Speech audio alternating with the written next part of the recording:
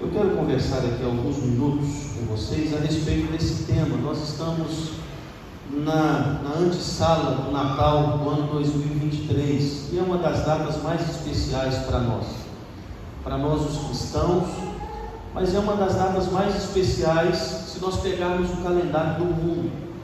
Nós paramos para fazer algumas coisas muito específicas, muito particulares dessa data do Natal. E uma das coisas boas, como foi mencionado pelo Pedro na poesia, uma das coisas boas são os encontros, uma das coisas boas são as viagens. Eu saio depois do culto aqui e vou lá para a casa dos meus pais, a Miriam vai para a casa da mãe, e nós vamos nos encontrar amanhã para que possamos passar como família, juntos, o Natal. E esse ambiente do Natal, ele é extraordinário, mas ao mesmo tempo muito perigoso. Se nós não tomarmos cuidado, nós colocamos o nosso coração apenas naquilo que é secundário, e a gente não compreende de fato qual é a essência para que você possa de fato não apenas celebrar o Natal, mas ter gratidão por Deus, por essa data que aconteceu, para que a nossa vida fosse de uma vez por toda a eternidade transformada, porque no nascimento de Jesus Cristo nasceu também a minha certeza de vida eterna. Somente porque Jesus nasceu, nós temos a oportunidade de acreditarmos firmemente de que o céu é uma realidade para todos aqueles que crerem no seu nome. E nós estamos aqui, meus irmãos, para conversarmos então um pouco a respeito disso. E o tema é esse: o verdadeiro sentido do Natal é ver e viver Jesus Cristo. Por que eu digo isso? Porque tem um princípio que diz o seguinte: tudo nesta vida é uma questão de perspectiva. O que precisamos fazer é procurar o melhor ângulo e direcionar a nossa forma de enxergar. Tudo nessa vida é uma questão de perspectiva. Então, para que a gente possa ser bem sucedido, nós precisamos escolher o melhor ângulo para que possamos assim direcionar a nossa forma de enxergar. Esse princípio, meus irmãos, tem um pequeno equívoco. Esse princípio afirma para nós que nós enxergamos a vida com os olhos, e não é verdade. Nós não enxergamos a vida com os olhos. Nós enxergamos a vida a partir daquilo que cremos. Não é a partir daquilo que os olhos veem, mas é a partir daquilo que o coração acredita. Você se define, você se relaciona com cada realidade a partir daquilo que domina o seu coração. Você nada mais é, eu nada mais sou do que a expressão daquilo que eu amo. E geralmente aquilo que amo detém o domínio sobre as minhas ações. Então a grande questão não é perspectiva para a gente ser bem sucedido ou não. A grande questão é a gente fazer uma pergunta: o meu coração acredita em quê? Ou talvez a pergunta seja ainda melhor: o meu coração acredita em quem? Porque isso faz toda a diferença. E aí, meus irmãos, quando nós olhamos para a Bíblia, temos alguns exemplos. Quando olhamos lá o texto de Números, capítulo 13 e 14, narra um momento muito importante da vida de Israel. Moisés conduzindo o povo no deserto, já havia realizado algumas coisas como instrumento nas mãos de Deus, agora já se aproximando da possibilidade de ganhar a terra prometida. Ele manda 12 espias, e esses espias tinham uma tarefa, uma missão. Eles iriam de forma muito sutil observar por alguns dias tudo que tinha na terra de Canaã, tudo que tinha lá em Jericó. E eles fizeram isso, ficaram lá anotando tudo que percebiam. Eles tomaram nota de tudo, e eles viram uma terra extraordinária. Eles viram uma terra que de fato manava leite e mel, uma terra próspera, uma terra de colheitas abundantes, uma terra de rios caudalosos, melhor dizendo. Eles viram tudo que de bom aquela terra teve. Voltam então para trazer o relatório para Moisés e ao mesmo tempo para toda a assembleia israelita que estava no deserto. 12 homens com a mesma missão, enxergando a mesma realidade, com relatórios diferentes. 10 narraram a beleza da terra, mas usaram uma palavrinha que complica todas as coisas. Falaram de toda a beleza, mas há dentro também dos muros de Jericó gigantes, e somos diante deles como gafanhotos. Eles irão nos destroçar, não temos a mínima chance contra eles. Aí Josué e Caleb se levantaram e disseram o seguinte: olha, a terra é boa, a terra é aquilo que Deus prometeu para nós. E o nosso Deus é muito maior do que todos os gigantes que estão lá dentro. Porque se o nosso Deus nos garantiu que aquela terra será possessão nossa, eles não nos resistirão, porque o nosso Deus é maior do que qualquer exército humano. Duas visões de uma mesma realidade. Tudo depende da forma que eu acredito. Quando você vai lá para 1 Samuel no capítulo 17, estava acontecendo, meus irmãos, um momento muito triste para o povo de Deus. Havia dois exércitos, de um lado os filisteus, do outro lado o exército de Israel.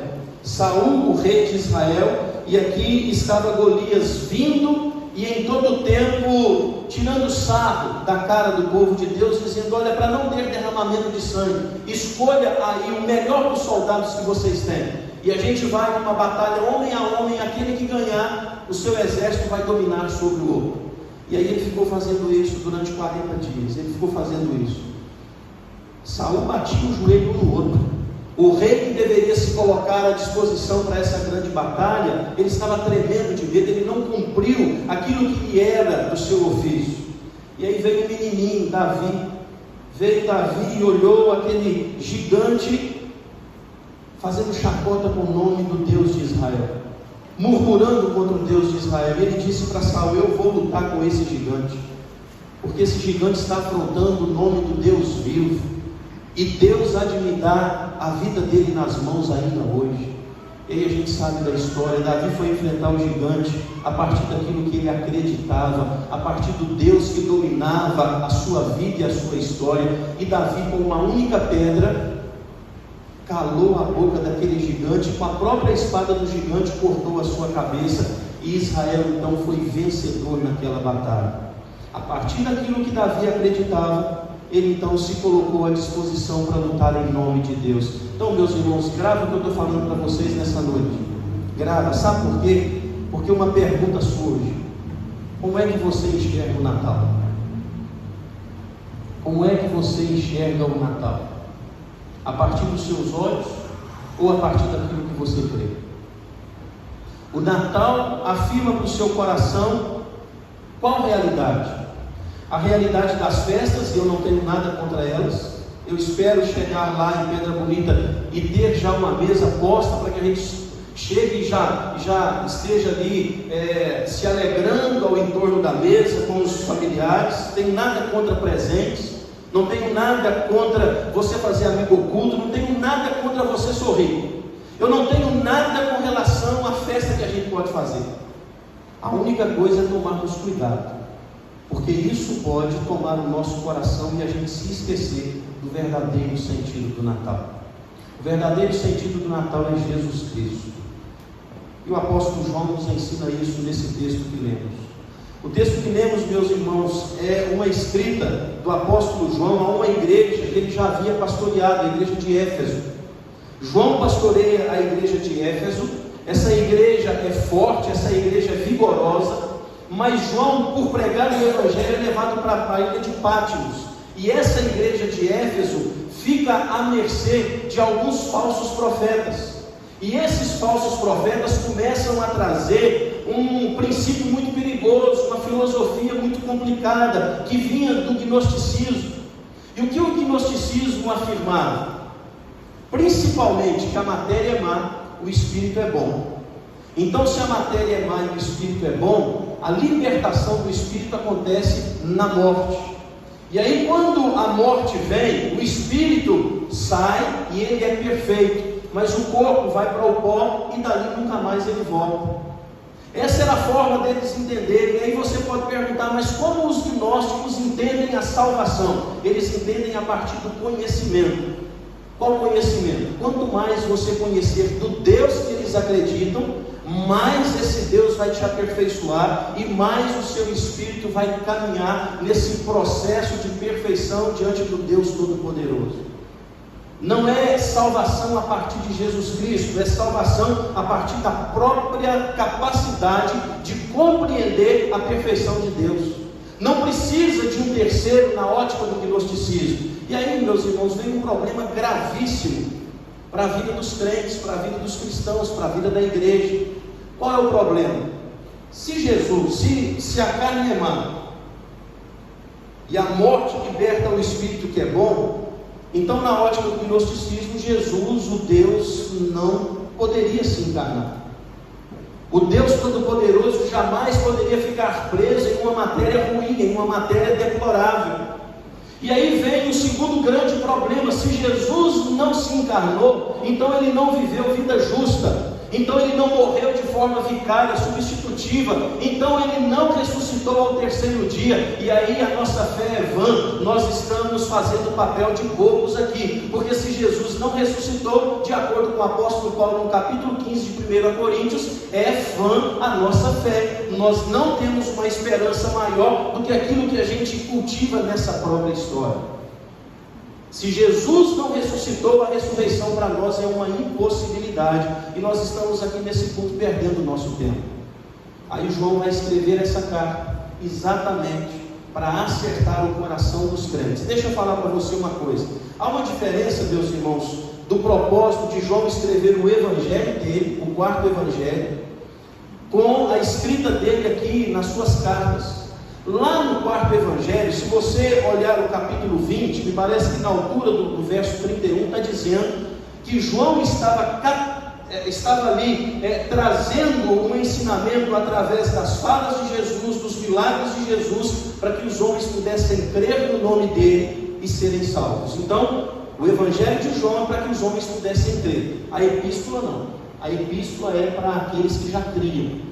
Se você olhar o capítulo 5, verso 13, está dizendo: olha, todas essas coisas que eu estou escrevendo é para que vocês entendam que a salvação já é uma realidade absoluta para as vossas vidas. Não é para crer, é para aqueles que já criam, mas é para acertar o coração deles. Presta atenção, deixa eu abrir aspas aqui. Meus irmãos, geralmente os problemas da igreja, aqueles que são mais intensos, começam dentro da própria igreja. Geralmente as confusões teológicas saem do meio das pregações, dos ensinos. O gnosticismo encontrou boca, encontrou porta-vozes dentro da igreja de Éfeso, e isso começou a andar pelos corredores da igreja, e as pessoas ali que já haviam acreditado em Jesus Cristo, abraçando esse princípio gnóstico, agora estão afirmando que não há ressurreição. Não havendo ressurreição, então estavam completamente perdidos naquilo que estavam vivendo. E aí João vai dizer para eles: olha, Jesus ressuscitou, Jesus nasceu, Jesus viveu e Jesus ressuscitou. Duas coisas, meus irmãos, eu quero aprender com vocês nesse texto, para que nós possamos entender que o verdadeiro sentido do Natal é ver e viver Jesus Cristo. Duas coisas para a gente compreender aqui. Olha o verso 1 aí, você pode ler comigo novamente, fazendo um favor? Vamos lá, o verso 1. O que era desde o princípio, o que temos ouvido, o que temos visto com os nossos próprios olhos, o que contemplamos, e as nossas mãos elaboraram com respeito ao verbo da vida. Primeira coisa, João vai afirmar que Jesus Cristo é o verdadeiro sentido do Natal. E por que é uma verdade? Por causa do nascimento e da vida de Jesus, que se transformaram num fator histórico. Preste atenção que eu vou te explicar isso. João está aqui iniciando a sua explicação de que o gnosticismo era uma mentira a partir dessa afirmação: Jesus nasceu, Jesus viveu, Jesus morreu e ressuscitou, e isso é um fato histórico. O que eu chamo de fato histórico? Isso teve um momento na história como um todo. Esse momento do nascimento de Jesus tem um antes e um depois. Quando nós olhamos para o nascimento de Jesus, está ali o ápice das profecias do Antigo Testamento. Todas as coisas do Antigo Testamento, meus irmãos, apontavam para essa chegada do menino Jesus. Nós acabamos de cantar aqui Isaías 9, quando lá no verso 6, nós temos a expressão maior de promessa de Deus, de que viria um menino, mas ele cresceria, e ele tomaria os pecados do seu povo, morreria para perdoá-los, mas ressuscitaria para garantir a vida eterna. Isso aconteceu na história, há 2000 anos atrás. E sabe o que é bonito aqui? É que João começa a afirmar isso, a partir do que ele já tinha falado lá no capítulo 1 do seu Evangelho, verso 14, quando lá diz o seguinte: e o Verbo se fez carne e habitou entre nós, cheio de graça e de verdade, e vimos a sua glória, glória como do unigênito do Pai. Ou seja, João está dando testemunho da história de Jesus, porque ele participou ativamente de tudo que Jesus fez no seu tempo terreno, no seu ministério de 3 anos. Essa é a verdade que João está trazendo. Presta atenção. Por mais que você ouça, nós ouvimos aqui uma história e todos nós captamos que o Pedro estava dando testemunho de algumas realidades natalinas da vida dele. Você viu que ele trouxe aqui alguns dados para nós, de como era o Natal dele lá em Itapeva. O Pedro contando para nós como era o Natal dele em Itapeva é uma coisa, mas ele não consegue trazer os sentimentos no ápice deles a partir daquilo que ele está falando. Nós nunca vamos sentir a mesma coisa que o Pedro sentiu, porque uma coisa é sabermos de algo vivenciado por outros, outra coisa é termos a nossa própria experiência. E o que João está dizendo? Eu tive experiência com Jesus Cristo, eu o ouvi, eu vi e eu toquei nele. Ou seja, Jesus é um fator histórico, Jesus verdadeiramente existiu entre nós. E aí, meus irmãos, João aqui poderia enumerar alguns episódios, mas que nós podemos trazer à nossa memória nessa noite. Quando João fala que viu, ouviu e tocou em Jesus, ele está afirmando que aos pés do monte, quando Jesus traz o sermão da montanha, ali ele estava, ouvindo um rabino diferente de todos os demais. João está dizendo também que quando Jesus desceu daquele pequeno monte, depois de trazer esse grande sermão, ele curou o endemoniado, e João estava perto, e João viu o poder de Jesus contra os demônios. João estava, meus irmãos, naquele dia extraordinário, quando Jesus trabalhou com seus discípulos o dia todo, deu uma ordem para atravessarem o mar da Galileia, mas antes de chegarem do outro lado, já tinha uma multidão esperando novamente por Jesus. Os discípulos queriam despedir aquela multidão. Jesus falou: vamos alimentá-los, porque são como ovelhas que não têm pastor. E aí Jesus então multiplica pão, multiplica peixe, e João é um daqueles que distribuem em abundância para 10.000 pessoas. João estava no barco quando a tempestade se levantou, e eles, temerosos, olham para o mar, e de repente está vindo algo sobre as águas. Eles pensaram que era um fantasma, mas Jesus Cristo falou que era Ele, e a voz de Jesus acalmou o coração dos discípulos. João estava dentro daquele barco. Meus irmãos, João estava no momento apoteótico de Jesus Cristo, quando no alto do monte aconteceu a transfiguração, e João estava ali vendo Jesus, o Rei dos Reis, tendo contato direto com o seu Pai. João estava no alto daquele monte, vendo a representatividade da lei e ao mesmo tempo a representatividade da graça, no sentido de que Elias estava ali, João Batista estava ali. A ideia é: João viu a glória de Jesus Cristo no alto daquele monte. Meus irmãos, João também estava quando Jesus foi preso, quando Jesus foi arrastado lá no jardim do Getsemane.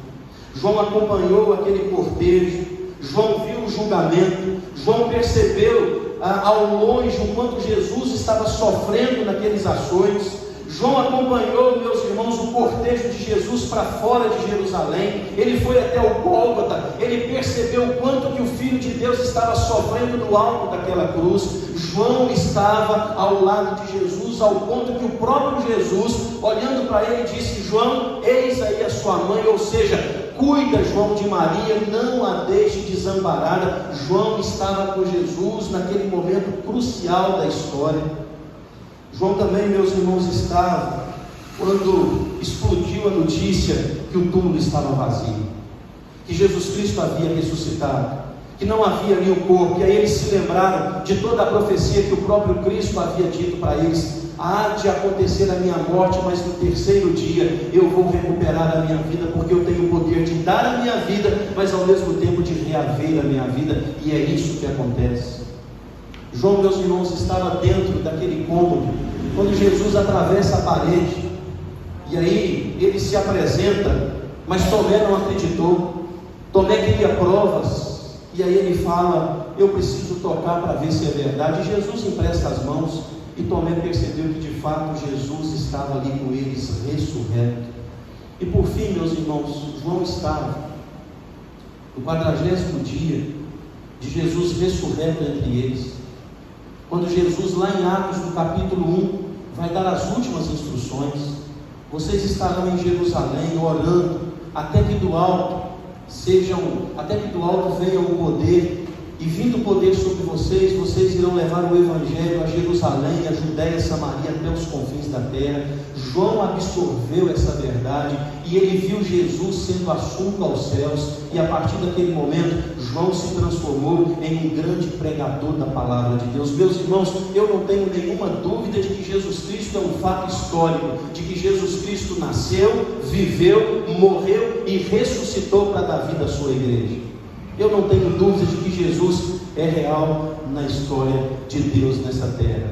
Mas muitas vezes, meus irmãos, a gente vive como se isso não tivesse acontecido. Muitas vezes a gente vive como se isso não tivesse acontecido. Preste atenção, não é fator de perspectiva, é fator de fé.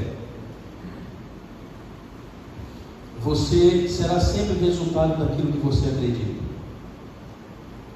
Os gnósticos não acreditam que Jesus veio porque a matéria é má, e Jesus não iria ficar preso em algo que era deplorável, em algo que era depravado.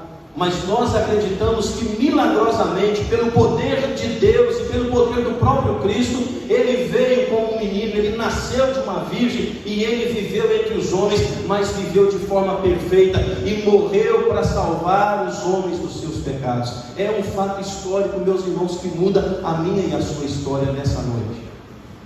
A gente precisa acreditar que Jesus, de fato, ele veio a esse mundo. A encarnação, se nós pensarmos nela, é a forma que Deus se envolveu com a história depois que o pecado adentrou a relação do mundo.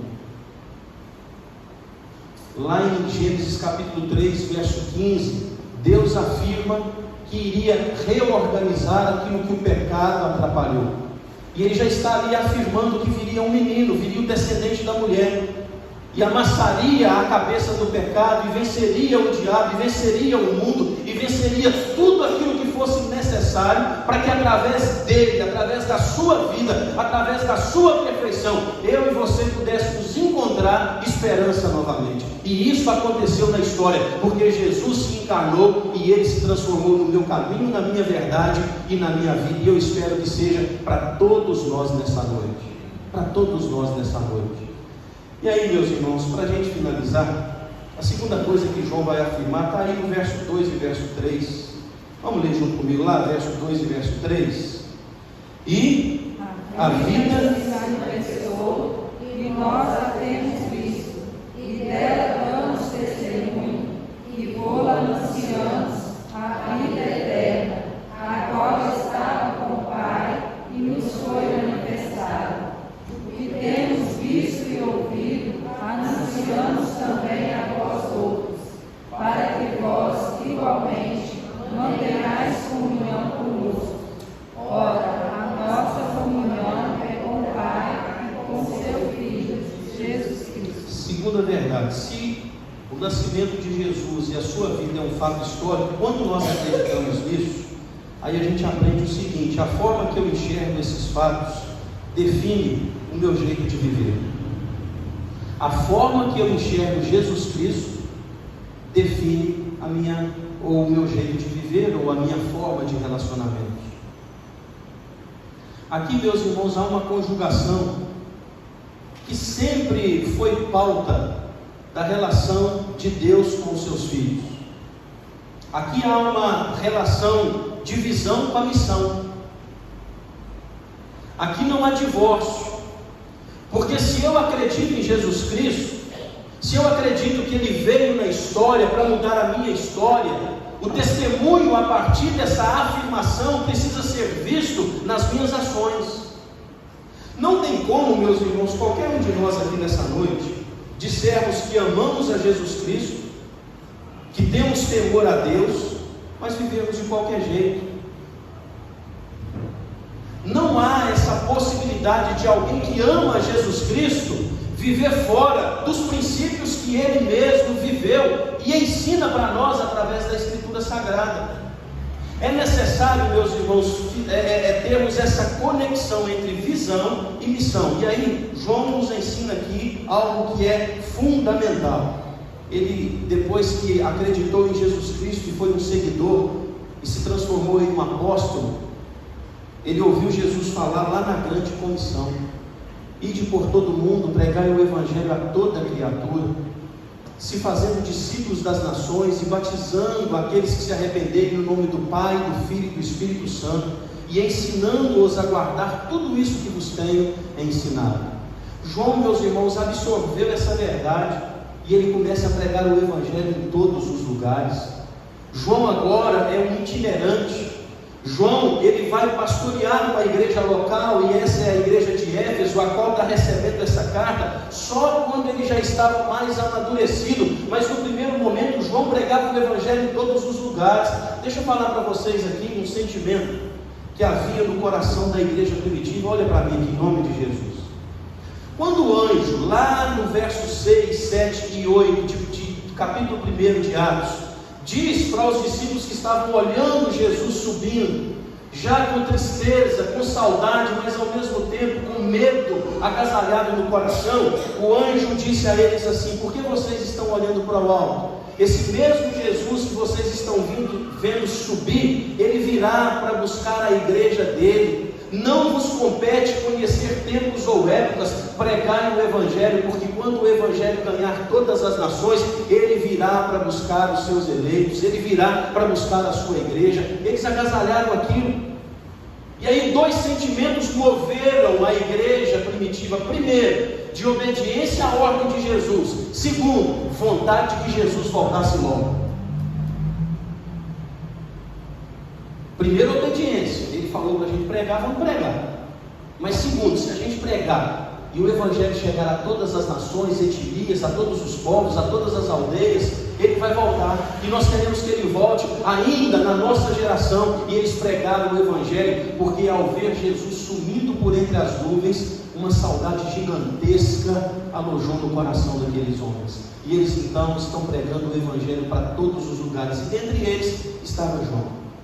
Dentre eles estava João. Meus irmãos, quando nós acreditamos que Jesus é um fator histórico, quando nós acreditamos que Ele nasceu, viveu, morreu e ressuscitou para nos dar vida e vida em abundância, é preciso fazer a coerência, a conexão entre visão e missão.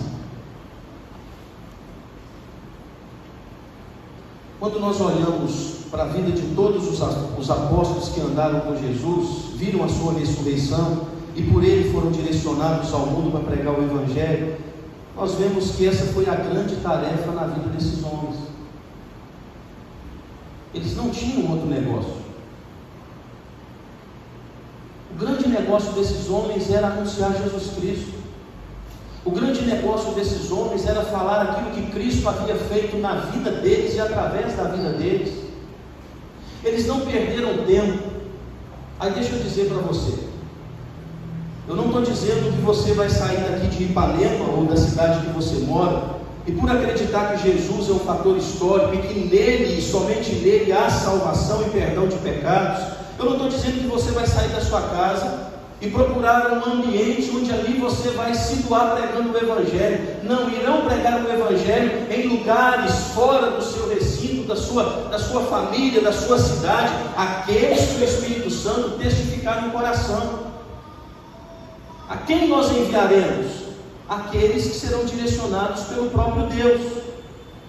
Há, meus irmãos, uma multigraça, uma multiforme de graça de Deus na vida da igreja. Uns são profetas, outros são pregadores, outros são pastores, outros são evangelistas. A ideia, meus irmãos, que João está trazendo para nós aqui é o seguinte: se eu entendo Jesus Cristo como a causa única do Natal, então no lugar que eu estiver fazendo o que eu estiver fazendo, Jesus vai ser sempre a pauta que sairá dos meus lábios.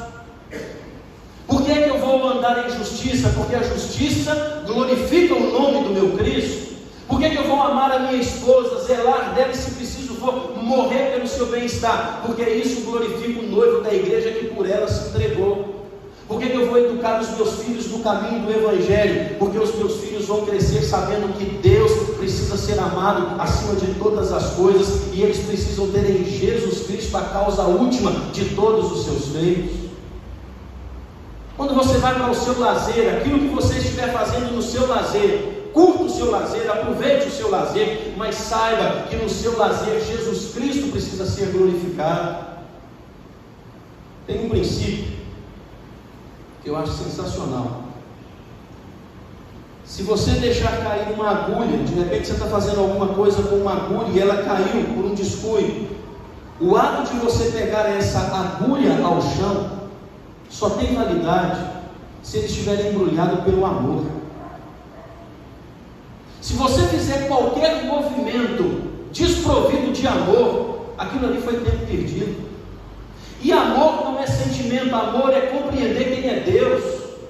Amor é decisão, amor é você fazer por causa de alguém maior que merece toda a sua adoração, na excelência que você entrega os seus atos, as suas ações. Então a grande questão para nós aqui, meus irmãos, nessa noite, é entendermos isso com relação ao Natal. E deixa eu dizer para você, quem era João? Quem era João? O irmão de Tiago. Tiago apóstolo. Mas o que isso tem de importante? Tiago foi o primeiro mártir. Herodes mata Tiago de uma forma terrível. Tiago se transformou em um esboço, em uma maquete. Herodes estava matando com crueldade Tiago, irmão de João, para dizer a todos os outros que estavam pregando sobre Jesus Cristo: coisas piores acontecerão com o próximo. Aí, meus irmãos, João poderia ficar pelos cantos. Perdi o meu irmão de forma brutal, onde é que estava Deus? Por que Deus permitiu uma atrocidade dessa com o meu irmão que acompanhou o filho dele, Jesus Cristo? Não, meus irmãos, João sabia onde estava Tiago mesmo depois da morte. E João não parou. João continuou a sua missão, ele continuou pregando o Evangelho, ele continuou anunciando o Jesus do Natal. Sabe quem é esse João? É aquele que aos 90 anos de idade é levado prisioneiro como rebelde e inimigo do império, lá para a ilha de Patmos. A ilha de Patmos era um lugar que o imperador criou para que todos os rebeldes, todos aqueles que lutavam contra o império, fossem lançados e morressem no esquecimento da história. E João foi para lá. Só que deixa eu falar para você, quando os homens pensam que estão colocando os filhos de Deus em uma masmorra para que o Evangelho seja calado, ali na verdade os homens estão fazendo com que aquele ato, com que aquela realidade se transforme em um megafone e fale a todos os cantos da terra. Sabe onde João escreveu o Apocalipse?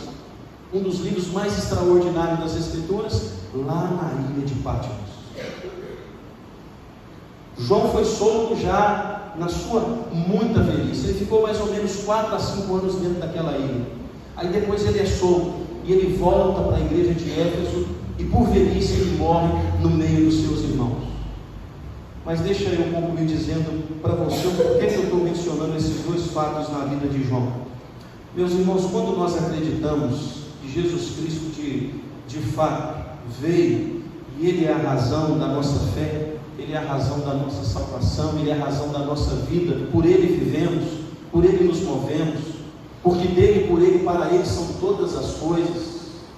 Ele é o bom pastor para nós, no Salmo 23. Ele é a raiz de Davi, Ele é o menino aguardado de Israel, Ele é o cordeiro mudo que vai ao matadouro, mas Ele é o leão da tribo de Judá que vence todos os seus inimigos.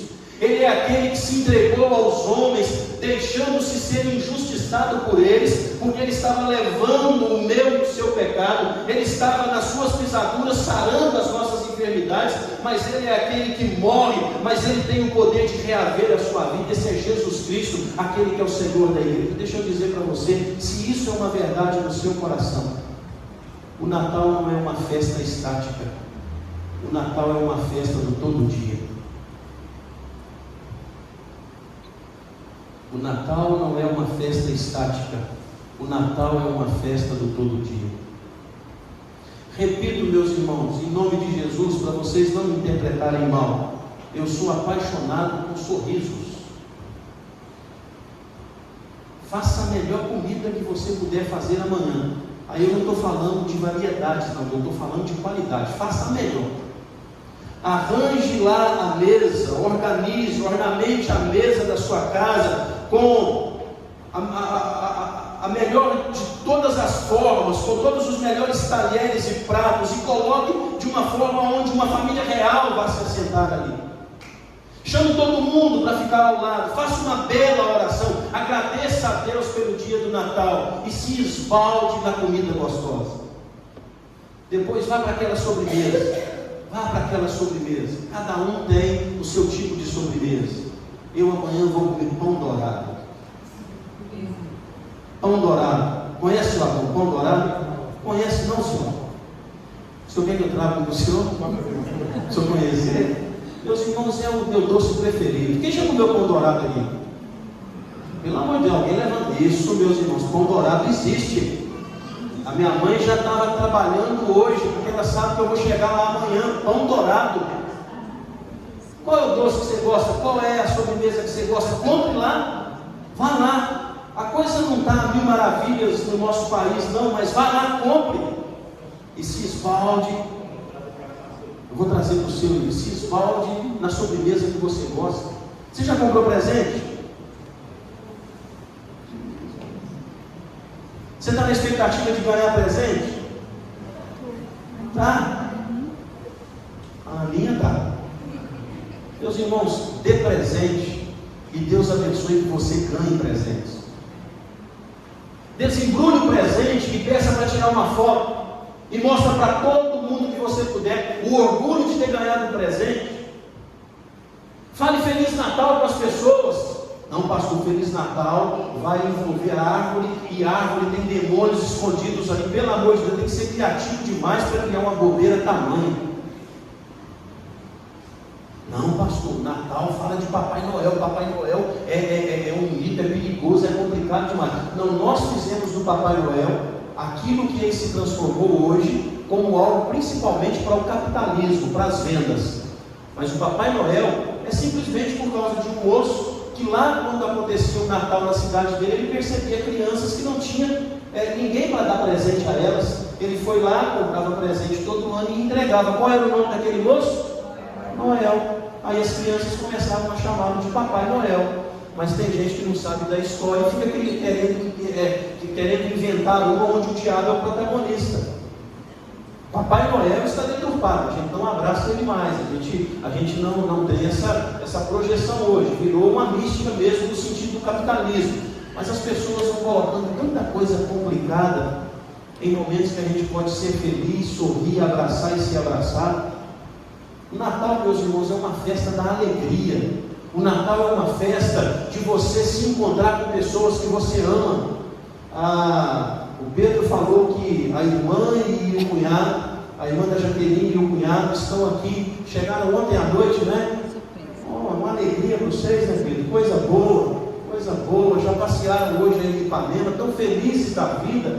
Meus irmãos, e outros mais que estão aqui. O pai da Daniela também está aqui desde manhã, esteve na escola dominical, veio para passar o Natal com a Daniela. Meus irmãos, isso é alegria, isso é festa. Nós temos que festejar. Sabe por quê? Se nós acreditamos que Jesus é um fator histórico na nossa vida, se Ele é o nosso caminho, a nossa verdade, a nossa eternidade, meus irmãos, o que nesse tempo presente é mais poderoso do que isso para nos colocar no canto choramingando por alguma coisa? Se a eternidade é o meu destino final, se a plenitude de vida em Jesus Cristo é o que me aguarda, o que é eu chorar a morte do meu irmão, por mais que isso doa, mas o meu irmão está na glória e eu continuo a minha missão. Eu estou na ilha de Patmos, eu prego o Evangelho, eu olho para Deus, eu oro e Ele me visita e me entrega um livro chamado Apocalipse para abençoar as próximas gerações. Meus irmãos, quando Jesus é fator histórico no meu coração, Ele transforma a minha realidade e eu não tenho tempo para ficar perdendo com tristeza, eu não tenho tempo para ficar perdendo com murmuração. Há uma vida pela frente e eu posso construir coisas bonitas, tanto no meu próprio coração, quanto no coração de todo mundo que Deus tem me dado a oportunidade de convivência. Mas tem gente que não gosta de celebrar o Natal. Pelo amor de Deus, celebremos o Natal, mas sabendo que o verdadeiro sentido do Natal é ver e viver Jesus Cristo. E não faça do Natal uma festa estática, ela tem que ser uma festa do todo dia. É claro que os beijos são mais doces amanhã, mas depois de amanhã não pode faltar beijo. É claro que a comida vai ser muito bem preparada pelas mãos mágicas das nossas mães e esposas, mas depois de amanhã precisa também ser bem feito e com amor. Amanhã nós vamos, como maridos, abraçar as nossas esposas, nós vamos estar com os nossos parentes, mas depois de amanhã precisamos continuar cuidando das nossas esposas e precisamos continuar orando pelos nossos parentes. Não é festa estática, é festa do todo dia. E aí a pergunta continua: como é que você enxerga o Natal? Como é que você enxerga o Natal? Vamos cantar um último cântico?